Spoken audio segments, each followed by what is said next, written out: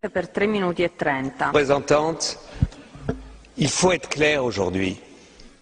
Pour beaucoup de Palestiniens, et je reviens de Ramallah et des universités palestiniennes, deux solutions n'est plus à l'ordre du jour. Les Israéliens n'en veulent pas, ne nous mentons pas. Israël rend de plus impossible la solution de deux États. Nous défendons avec raison deux États. Mais il faut mesurer la frustration palestinienne. Et ce que je ne comprends pas, nous soutenons, comme les socialistes, l'initiative du président Abbas à l'ONU. Et je trouve la phrase qu'il a trouvée en disant « En Moyen-Orient, il n'y a pas un État de trop, mais il manque un État. » Donc il dit « L'État d'Israël est légitime, mais il manque l'État palestinien. » C'est la phrase que nous pouvons tous signer. Seulement, ce que je ne comprends pas, Madame la Haute Représentante, c'est que vous arrivez ici et dites « Nous regrettons que l'Israël ait décidé aujourd'hui la construction de 1100. » Au moins, condamnez-le et ne le regrettez pas. Dites que c'est impossible. Soyez clairs. Et deuxièmement, même si nous sommes pour la reconnaissance de l'État d'Israël, de l'État palestinien tout de suite, au moins dites aux Israéliens, dites-leur, s'ils continuent les constructions, eh bien vous pousserez les États européens à tout de suite accepter la reconnaissance de l'État palestinien. Faites-leur le même chantage qu'ils font avec vous. Parce qu'avec vous, ils disent on va négocier et en même temps, ils continuent à occuper. Faites de la politique, Madame Ashton. La politique, c'est pas de la prière. Aujourd'hui, il y a en Israël des centaines de milliers de personnes qui s'opposent à la politique de Netanyahou.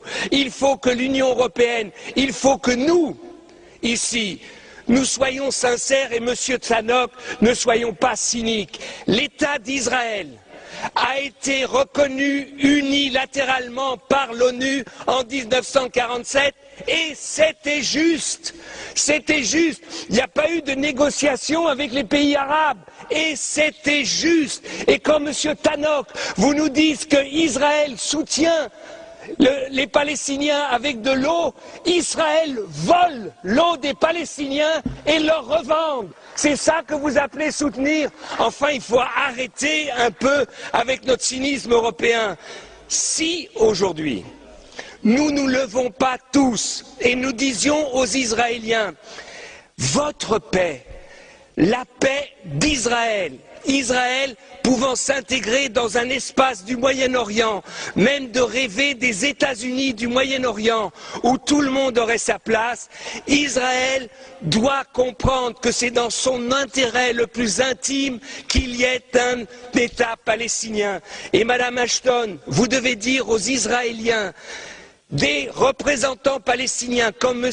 Abbas ou comme le Premier ministre Fayyad, ils n'en auront pas d'autres et qu'aujourd'hui, si le Hamas aujourd'hui est contre l'initiative de M. Abbas, parce qu'il sait que cette initiative, c'est la seule possible pour qu'il y ait deux États au Moyen-Orient.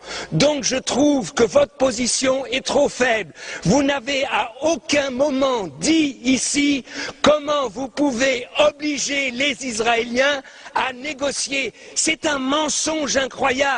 Ils disent on va négocier sans conditions parce que sur le terrain, on est en train de changer les conditions. On est en train de continuer l'occupation. Donc dites aux Israéliens où ils arrêtent tout de suite les colonies, la colonisation et la construction, où l'Union européenne soutiendra tout de suite la reconnaissance de l'État palestinien maintenant dans la 66e réunion des États de l'ONU. Si vous ne le faites pas, Madame Ashton, eh bien, vous verrez que dans 6 mois, il n'y aura pas de négociation. Dans 1 an, on en sera là où on en est aujourd'hui. Vous reviendrez ici, vous dites il faut que les Israéliens et les Palestiniens comprennent que ce n'est que par les négociations qu'ils arriveront à la paix.